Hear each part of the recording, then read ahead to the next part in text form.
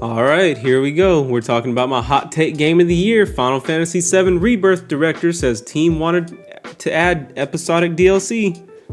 But before we actually talk about this article, I want to go back to an article from VGC about a month ago.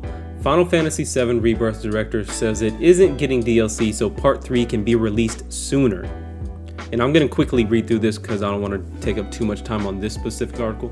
In an interview with the Daily Star, Naoki Hamaguchi explained that while he was aware fans of the series have been asking for similar story DLC for Rebirth, it won't be happening because he feels they would rather play Part 3 sooner.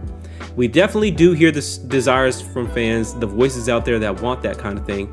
I understand it completely, but I think from my perspective, what the fans really want to see most is not story DLC. They want to see the third part of the series as quickly as possible. So that's why we decided not to focus the development resources on creating additional extra episodes for DLC at the moment. We really are putting all our efforts into getting the third game out as quickly as we can, so for the moment that's where we're focusing our time. Now, on one hand, I feel like we should get story DLC for this game, and I understand why players would be angry, because back in 2020 we got story DLC for Final Fantasy VII Remake. It was a short story and it was called Intermission, and it was about Yuffie and a little bit of her backstory going into Rebirth. It also took place during the main story of Final Fantasy VII Remake. And while it wasn't necessarily needed, it was a nice addition because it gave you a little bit of backstory on Yuffie and how she ends up where she's at. And when you catch up with her in Rebirth, she just pops out of nowhere like, who is this character, you know? And I'd really like to see some Vincent Valentine DLC, as you don't really know a whole lot about him in Rebirth. He just pops up and he's in a coffin. Doesn't really explain anything about himself in that whole game. And I was really waiting to play as him throughout the game, and it just never happened. And his character is just so prime for DLC. His backstory is so vital to the history of Final Fantasy VII as a whole in general. Or, hear me out, they could give us Dirge of Cerberus remake and I'll be happy with that. But then on the other hand, I feel like they should do what he's saying and quickly release the next game in the series, because that last game, the ending just devastated me so badly. I thought about it for weeks after, and I just want to hurry up and get to the next game and start playing it and see what the hell is actually going on, because it's really confusing.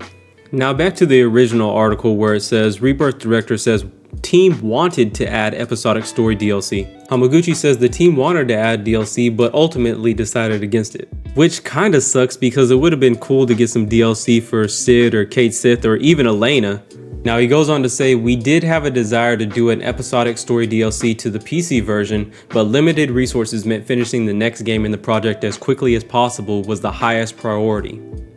Now I can almost for certain say this is all about money and them not hitting their projected sales mark, because when a game is making money, then you don't cancel DLC that is already planned that early.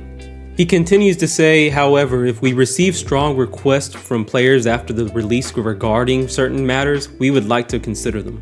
Which basically just means that if they hit the projected mark on PC, then they will give us DLC. Okay, so this has to be Final Fantasy syndrome, right? Because first, Final Fantasy 16 didn't sell well.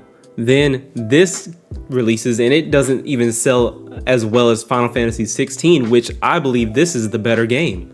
Honestly, it has to be the Sony exclusivity that's just killing their sales, because there's no reason this game shouldn't have made at least 3/4 of its money back. I just don't understand why they wouldn't release on PC the same day as they do PlayStation. It doesn't make any sense to me as a consumer why they would choose not to do that. Also, I'm of the mind that they should do that with all their releases, do same day releases for PC just like Xbox does with their games. You don't have to release on Xbox if you don't want to. That's on y'all. I mean, I don't have nothing against Xbox, but I'm not gonna tell Sony, hey, release your games on Xbox. And I'm not gonna tell Xbox, hey, release your games on PlayStation. But at least release on PC and make your money back. Because that's a huge market that you're just not tapping into this on day one.